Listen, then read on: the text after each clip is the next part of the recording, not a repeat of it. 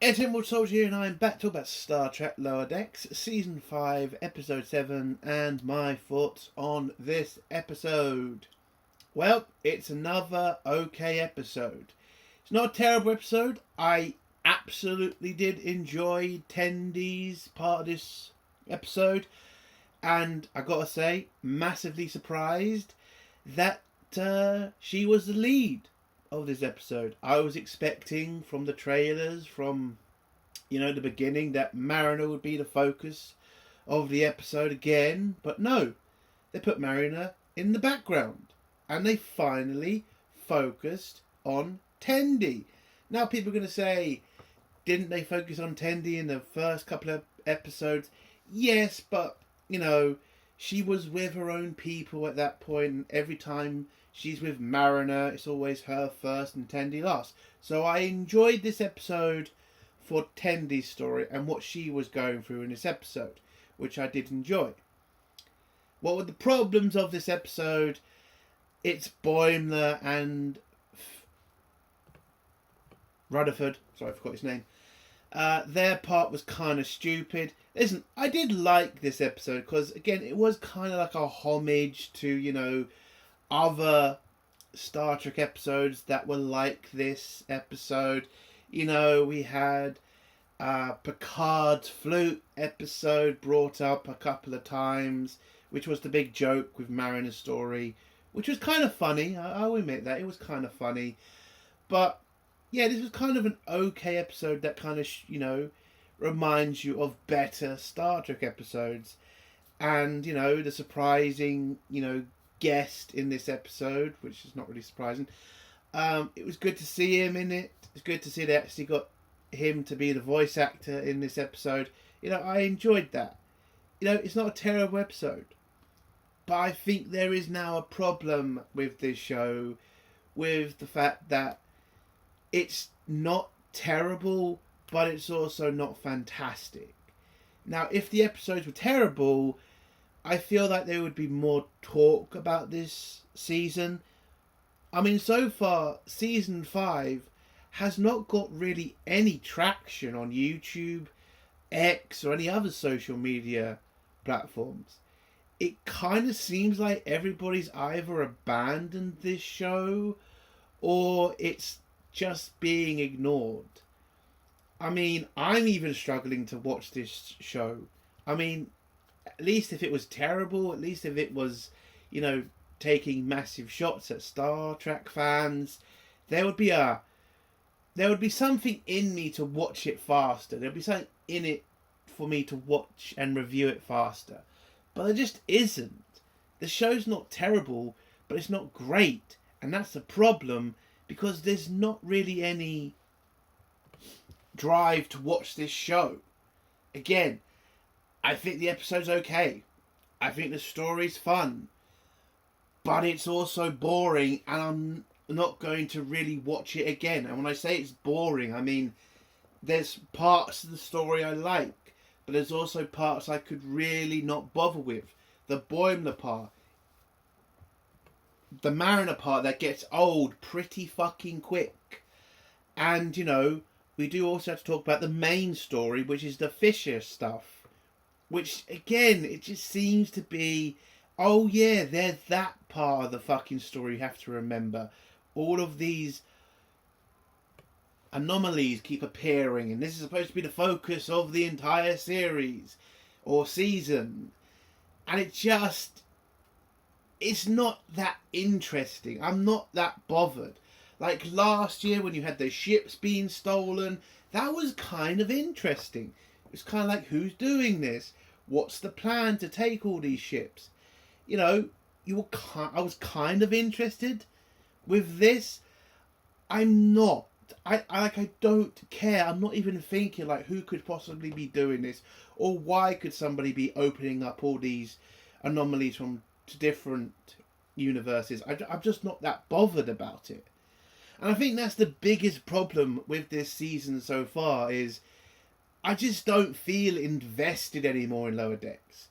Like, it's not terrible enough for me to hate. It's just not. But it's also not good enough for me to like and be excited to watch. And that's the problem. Luckily, this is the final season. Because if this is going for a season 6, I mean, I think this show would be dead. I mean, it is already dead, but my God, there's just no passion anymore for this. So, as a whole, the episode's fine.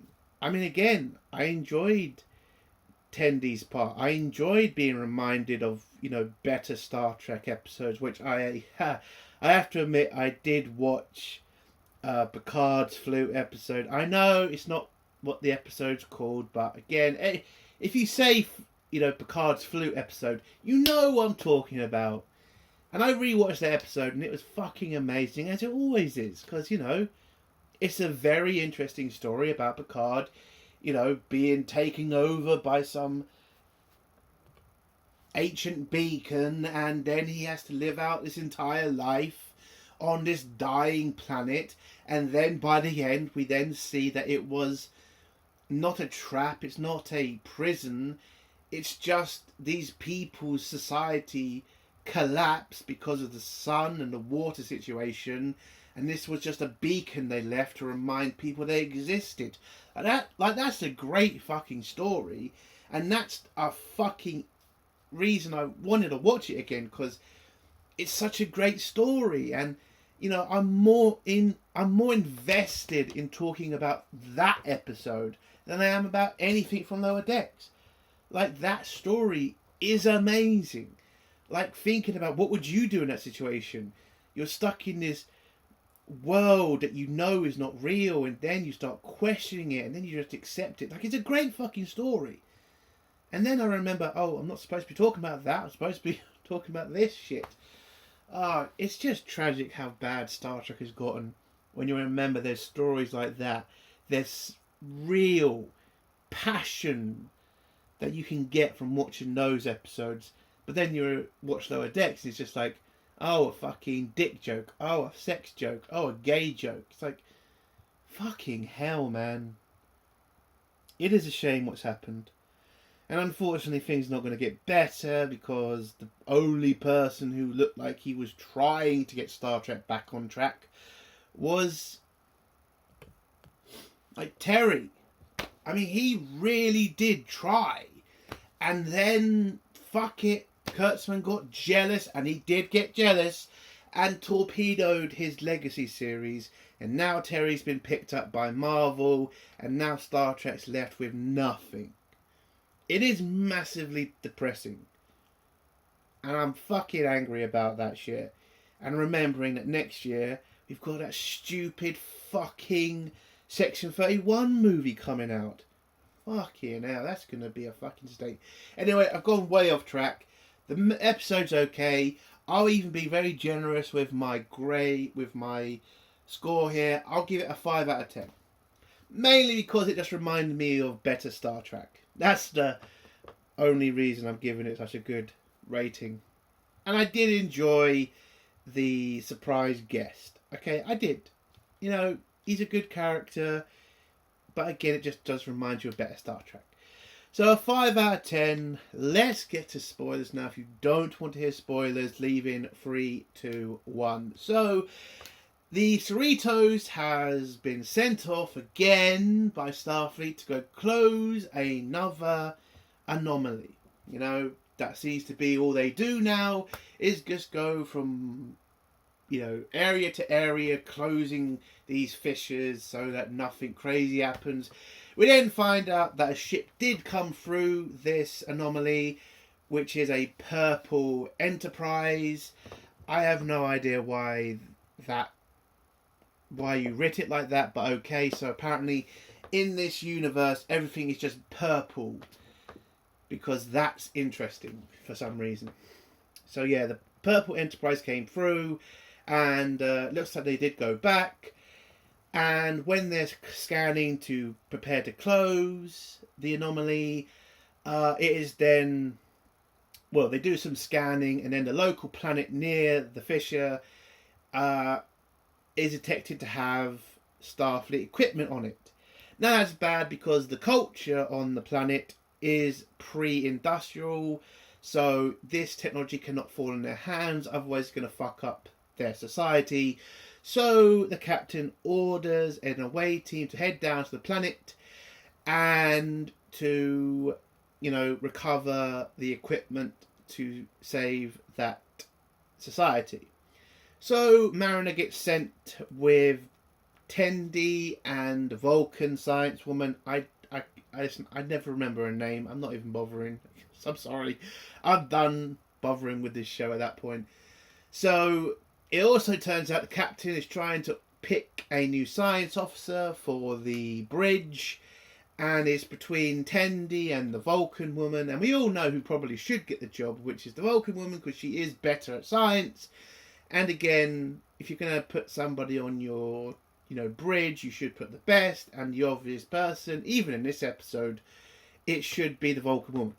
But because Tendi's a nice girl and she's had to struggle through life because she was a pirate who can only be seen as a pirate because the Federation is very racist in that department, apparently. We have to have this stupid story where they both go up against each other. Well, we're not there yet, but anyway, so yeah, it's them three that are going to be sent on the away mission. We also have to deal with the whole Boimler beard situation, which is now also Rutherford, who decides to also grow some, facial hair, because that's supposed to be interesting as a storyline now.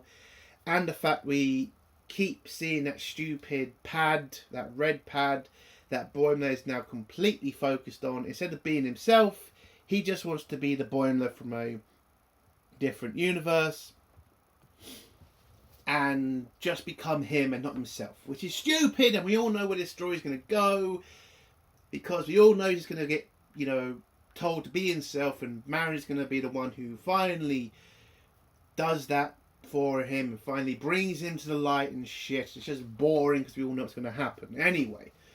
So we also find out that this planet is very different from other planets in the area because it has a time issue. So basically, if you remember the Voyager episode, when they were trapped with that planet, that, every minute on the Voyager was like a year or 20 years on the planet. So it's kind of basically reminding us of that story, which I think they've already done in Lower Decks. They've done this story before somewhere. Unless I'm thinking of something else. But I swear they've done this story, because my last reviews of Lower Decks, I actually remembered that because I then watched the episode of Voyager again. I don't know. I swear they've done this story before, but okay. So Boimler tells them the time difference, so a minute on the Cerritos for them will be a month on the planet for Mariner and her away team, and so they're informed of what's going to happen. We'll leave you down there for a couple of minutes, find the equipment and bring it back to the Cerritos, and don't, break the Prime Directive. And they've also given them a necklace to signal when they're ready to beam them back to Cerritos, so they don't get spotted by the local population, which is a very smart thing for them to do. So they beam down. I also should mention Boimler and Rutherford are drinking some crazy drinks, and when they beam them down, Boimler and Rutherford accidentally spill a shitload of crap on the monitor, which fucks it up and means that they cannot bring the away team back for a couple of more minutes, basically. And basically throughout the episode, with Boimler and Rutherford, it's just them acting completely insane, trying to clean the monitor. So yeah, that's all they do in this episode. They make a bunch of jokes about it, and they then end up licking most of the shit off the monitor. I mean, apparently that's entertaining and funny to the writers of this episode. Anyway, let's go to the better part of the episode. So the away team beam down, and throughout this episode we find out that Tendi wants the promotion to science officer on the bridge, and she pretty much doubts herself because the Vulcan woman is better than her at science, and she knows that, but she wants that job so much to prove that she is not like her people and she wants to do something better with her life. You know, all the usual Tendi crap.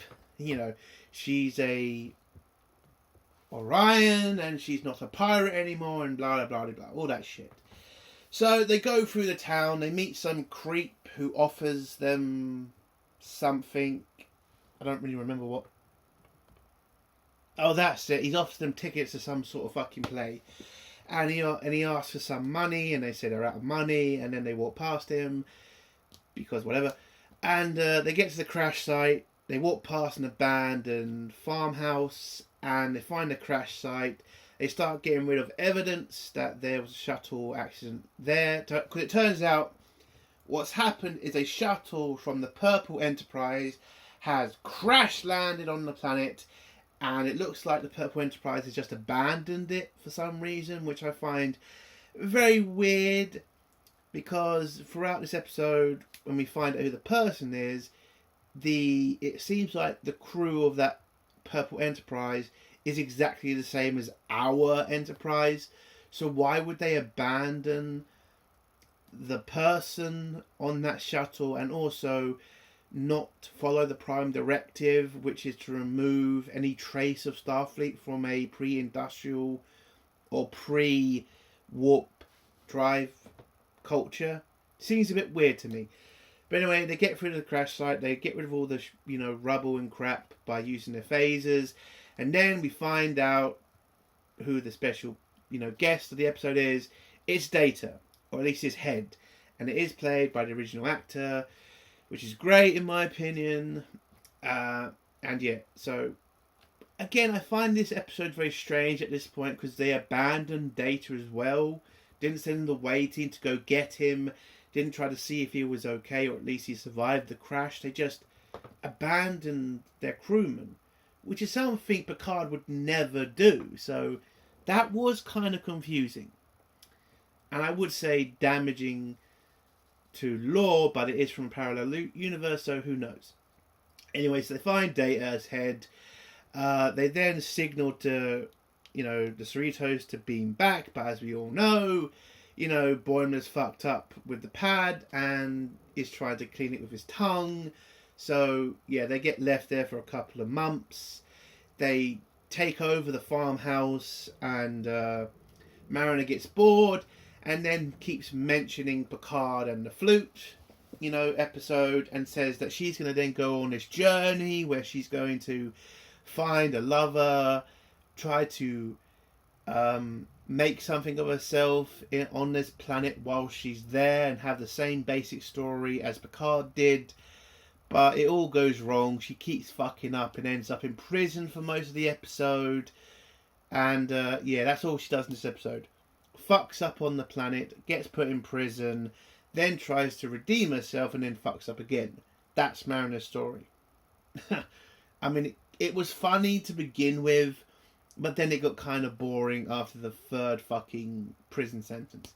Anyway, so Tendi is also trying to, use this time to improve her CV, let's say, to the captain. She's doing more science stuff. She's doing plant, experiments, so that she can prove that she could be a good science officer. Unfortunately, the Vulcan woman is doing better, because she has been able to use this time to become a fantastic gardener. That's why she's creating massive grapes and massive pumpkins and watermelons. And now she's going to go into town to sell the produce that she's grown. Now this upsets Tilly, because she can see that that's fantastic, and that's a great reason why she should be promoted to science officer, because she's doing a fantastic job.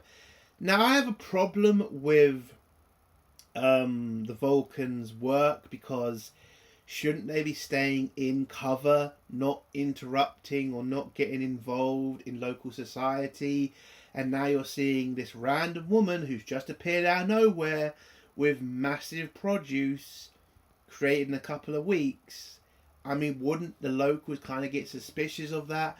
wouldn't that kind of interrupt like the market in the local community? I'm just saying the Prime Directive says do not get involved, and then throughout the episode the Vulcan woman starts improving on the produce and also creating more merchandise to create better hair for the locals. I get it's not really breaking the Prime Directive by, improving the culture with, the materials that she has. Like, she's not using Federation equipment to do any of this. But you are kind of interrupting the locals. You are kind of getting way too involved. I mean, apparently she becomes rich in this episode as well. Which, again, I would say doesn't break the Prime Directive, but it definitely stretches it way too much, in my opinion. But anyway, Tendi then starts going insane because of this, because she's so threatened by the Vulcan woman.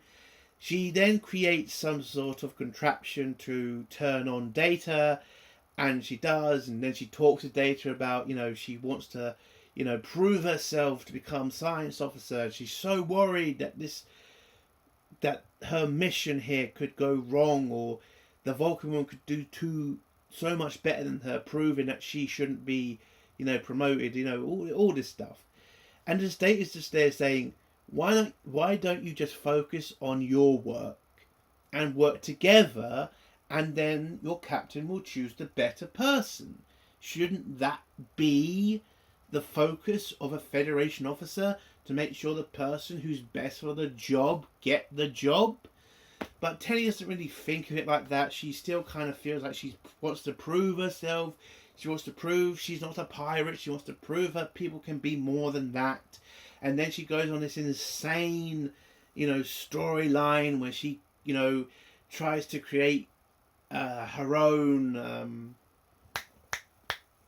transporter pad so they can get back to Cerritos, proving that she's a better science officer, but kind of goes wrong. And she's hiding the head from, I've got to remember her name, T'Lyn, that's her name, T'Lyn. So she's hiding the head from T'Lyn, and, going insane and insaner. She's trying to build this contraption, this transporter, and then that person who's been sneaking around, the person they met, the first person they met on this planet, he then sees Data's head and then says, "You're a bunch of witches," and then runs into town to go, bring a mob to, burn them at the stake or something. He also knocks them both out. Well, Tendi's already knocked out because she's not sleeping, because Data tells her that, and knocks out T'Lyn as well, whatever, ties them both up, and then T'Lyn and Tendi finally talk to each other, because throughout this episode Tendi's been kind of avoiding her and not wanting to kind of talk to her because she's so threatened by T'Lyn. And then they finally talk to each other, and when Tendi kind of tells her she's threatened by her and she's kind of worried that she's going to get the job, T'Lyn just says to her, "I don't really want the job. This is kind of your dream. I was kind of punished by being sent here. You should get the promotion." But I liked in this episode, you saw Tendi kind of admit, like, no, you should get the job because you are obviously better at the science than I am. And I liked it, kind of like Tendi accepting she's not great at everything, and maybe she should back down and let T'Lyn take the job. And I also like the fact that T'Lyn comes back at her and says, "No, I'm good at the science, but you're better at the communication." And I like that conversation between them. It's two, adults kind of admitting that they both have flaws, but they can both be useful to each other in this situation, which I liked. But anyway, so they put the differences aside. Tendi asks Data to bite their ropes so they can get free, and he does. They then run into town where Marinus finally getting released from prison for the third time, I think. And the creepy guy who's called them out and witches and brought the mob with him, tells them to show their head of Data, but it turns out to be a massive grape, and the town then sees the guy as some weirdo and tends to stop creeping on people, and then Tendi, T'Lyn and Mariner head off because finally Boimler's been able to fix the transporter pad and has signaled to them that they're going to beam them away soon. So they find an area where there's nobody around, and they finally get beamed back to Cerritos, and Tendi calls out Boimler and says, "What the fuck? Like, why did you leave them there for a fucking year?" And he says, "Well, stuff happened, whatever." And the occurring joke of "do not bring food to the transporter pad" keeps getting brought up throughout the episode. Again, it's not really that funny. And then the episode ends with Data talking to the captain and telling the captain that she should promote both Tendi and T'Lyn to the new post of science officer, which she agrees. And the episode ends with Boimler and Rutherford being told they owe all three girls an apology, and they owe them big for stranding them on a planet for a year. And that's how the episode ends. Oh, they also send Data's head back to the parallel universe and close the rift. And that's the end of the episode. I thought it was a good episode. I liked Tendi's storyline. I loved T'Lyn and Tendi becoming friends again.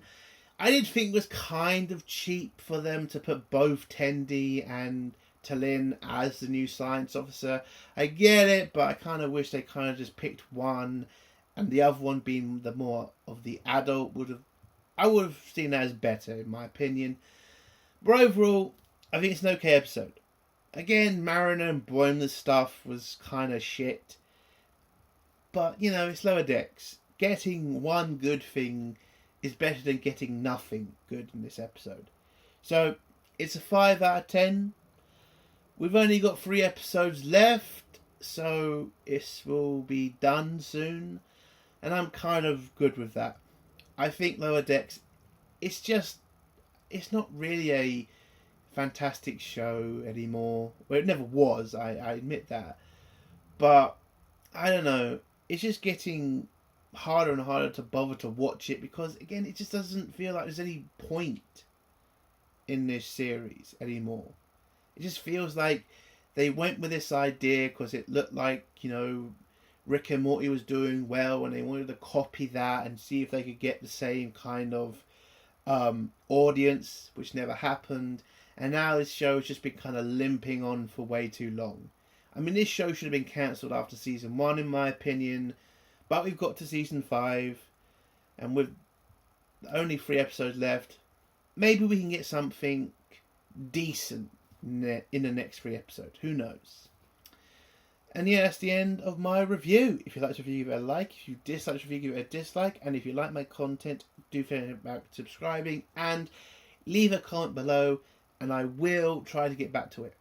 Entertainment Soldier. Bye.